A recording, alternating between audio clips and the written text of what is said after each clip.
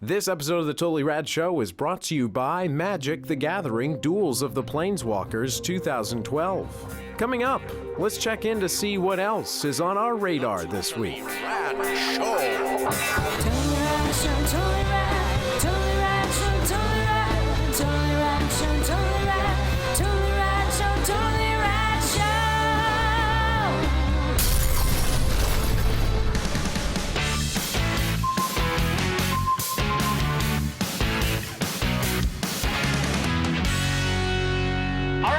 It is time for On My Radar, the section where we talk about things that we just didn't have the perfect opportunity to talk about, something that we are interested in, a sort of fun little individual, we'll call it potpourri. Or how about On My Radar? Yeah, either way. Daniel-san, what, my friend, has been on your radar? Well, despite seeing and playing video games all day at E3, and you know, when I went home every night, there was a gap that needed to be filled. Yeah, not despite, but maybe because of. Yeah, I know. Yeah, exactly. I think we all did that when we could stay awake. So I picked up inFamous 2. We didn't get a chance to cover it on the show, and I mean, that's not how I expected you to. Well, you were a big fan of I thought you were gonna right? go. No, I think I'm pretty sure I liked inFamous the least of us, though it is the game that the genre that I love the most of us. Yeah. And I felt very similarly about the first one than I do the second one. It's hard to not find some fun in a game where you're floating around with electricity and climbing up walls, and you know. This is true. I mean, there's definitely plenty of fun in the game, but it has the same exact problems that I have with the first one, in that the fun here is this open world where you get to, as I just said, running up walls, and the way that you know, two games do this wonderfully. A few games, actually, the first prototype, or maybe the prototype 2, has a wonderful traversal mechanic, as well as more on the nose, Assassin's Creed and Uncharted. Right. Fluid animations, you get up to where you need to be right away, and it looks great, and it feels great doing it. In inFamous, you like have to spam X to get up a wall, and it never feels fluid. It always feels like I'm sort of half jumping, or Crackdown is the better example, right? So I just don't understand why they purposely avoided being like other games, I think, to do it, but ended up making it worse. I wish they could have just barred that mechanic, because there's so much fun to have here, but I don't love it. Interesting. Did you get a chance to play around with the user-created levels at all? I didn't make any levels, but I did play some user-created levels. I'm glad that you brought that up. Yeah, it is cool that users. I've only played the Sucker Punch made. Yeah. It's only been out for a few days. So there's a crap ton of Sucker Punch. Yes, there are, and there's like ring races, which are those are the levels that I love in other kinds of games. Yeah. So that's really incredible that there are user-created levels, not in a Little Big Planet or a Mod Nation Racers in a AAA action game. Pretty great, that stuff, but I'm kind of lukewarm on it. Interesting. Jeffrey, we're staying on a video game tip, because I'm talking about another game that unfortunately came out during the whole scrum of E3 and kind of fell by the wayside, but is a game that I got a chance to play quite a bit of, and that is Red Faction Armageddon. As you guys know, Red Faction Guerrilla, the last Red Faction game, was one of my top 5 games of that year. I still think it's one of the most underappreciated Xbox 360 games ever released. I love it. I loved the destructibility of the environments. I love the open world. Take a mission, figure out a way to accomplish it any way you can. You can drive a truck through the wall. You can jetpack in. You can come from the back. You can come from the front. All of that stuff. Sound like me. Yeah. All that stuff, not in the game.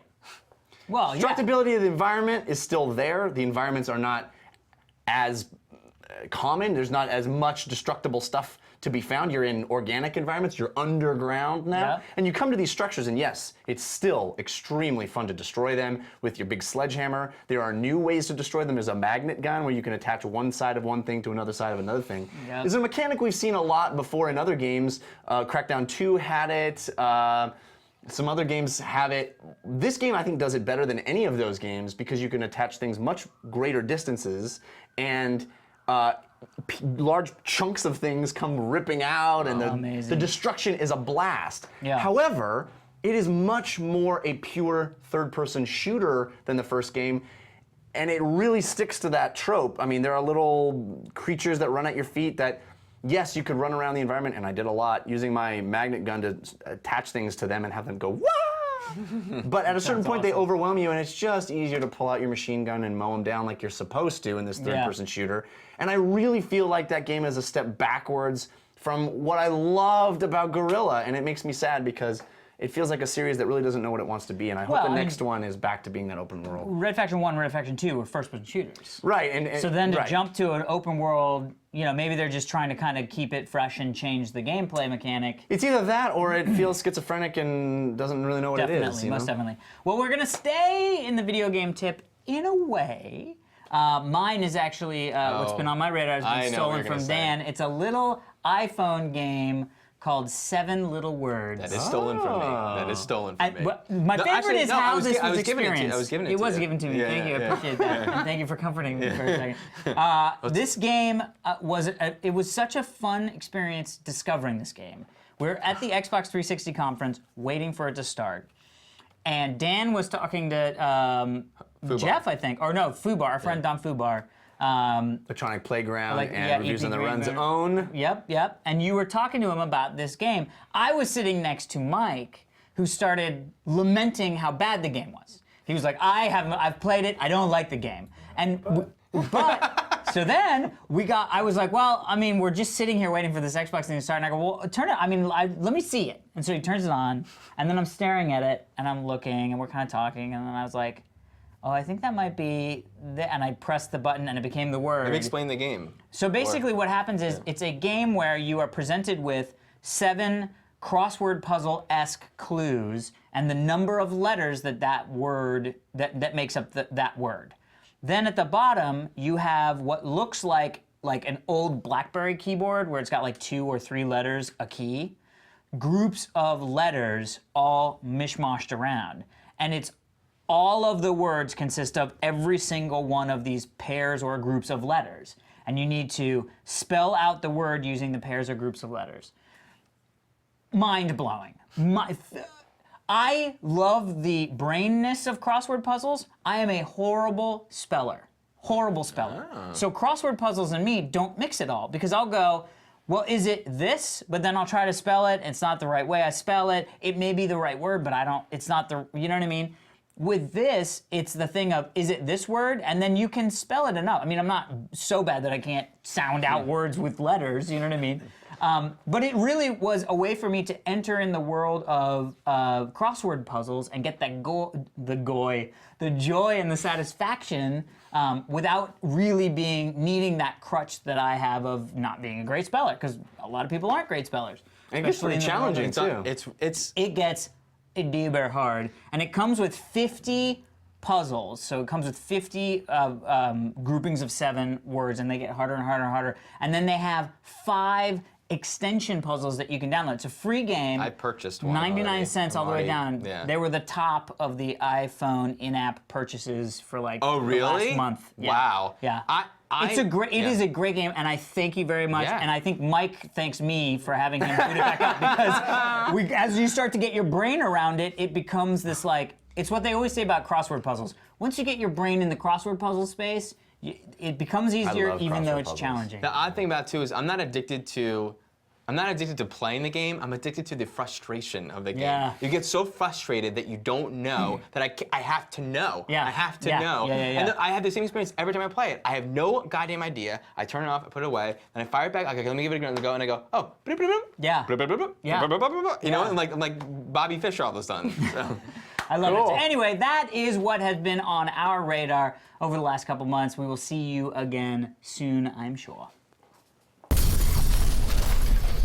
All right, everybody, be sure to stick around for this day in Rad history, but first we want to thank our sponsors, Jeffrey Kanata. Have you heard about Duels of the Planeswalkers 2012? I have. I've played it. You've played it? Yeah. Holy crap. You know that it's got new music, new graphics, new cards and decks, updating the hit game from last year. Yep. 2012 version is bigger and badder. It comes out June 15th on Xbox Live, Arcade, PC and Steam, and the PlayStation Network.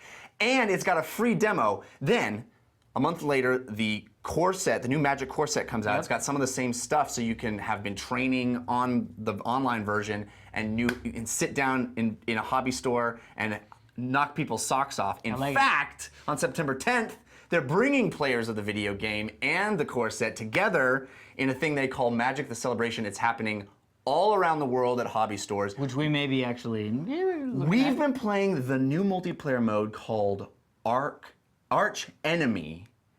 That is where you can play. Actually, they brought co-op play to Magic. 3 against 1. You have an uber-powered Arch Enemy who's got badass decks. Check this out.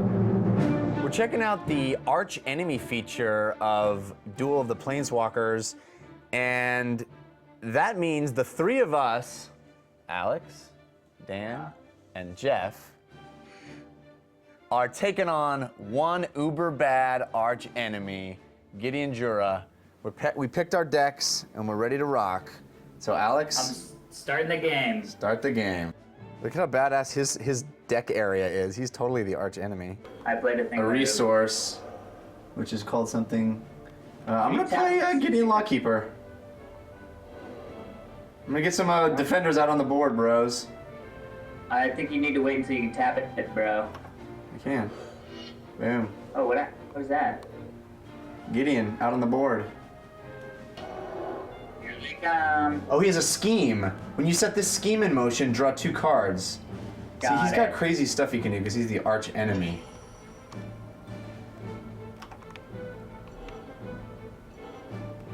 I love that I can see what you guys are doing. Okay, I'm gonna put this guy. Order enters the battlefield. You may search your library for a basic land, reveal it, and put it into your hand. You do shuffle your library. Oh, tis apt. Yeah, you can't attack us with the 4Z now. I'd say we go full bore, dude. Yeah, full boat. Attack him or the creatures? You always attack him. He can either choose to block or not. Okay. I love how this is a way to play Magic where we're not competing against each other. Yeah, I know, it's really fun. You know what else? Oh, sorry. I was gonna say, because also there's probably situations where we can go, dude, you know, hit this, hit that, do this, do that, you know what I mean? Yeah, we can help each other, but not only that, it's nice if you don't know Magic that well, it kind of like does some things for you, so you like it takes the card for you. You have to like remember to do that yourself, and if you forget, you're screwed. And it knows what you can and can't use. Right. Dude, look, I got equipment, so I'm gonna pick flying. Nice. Yeah, because that'll go straight through. Yeah. He abolished my most powerful guy. Yeah. Uh-oh, Alex, bad things. That's your death. Can we prevent it? Oh, he's down to 2 HP hit points. This is bad, you guys. You just gained so much. Oh no! Alex, do you have a block? Block it. Do you have anything? Stop timer. No. Oh, Alex, dead. He's -4. Oh no, I'm dead. I don't think there's anything. My deck is gone. Guys, I have nothing. This is gonna be bad for Jeff. Oh Oh my no! Look at that! Come on, Dan, you got Dan, you got this, baby. It's all you. Look at all the freaking creatures the Arch Enemy has. Look at this at 13, 14, 13.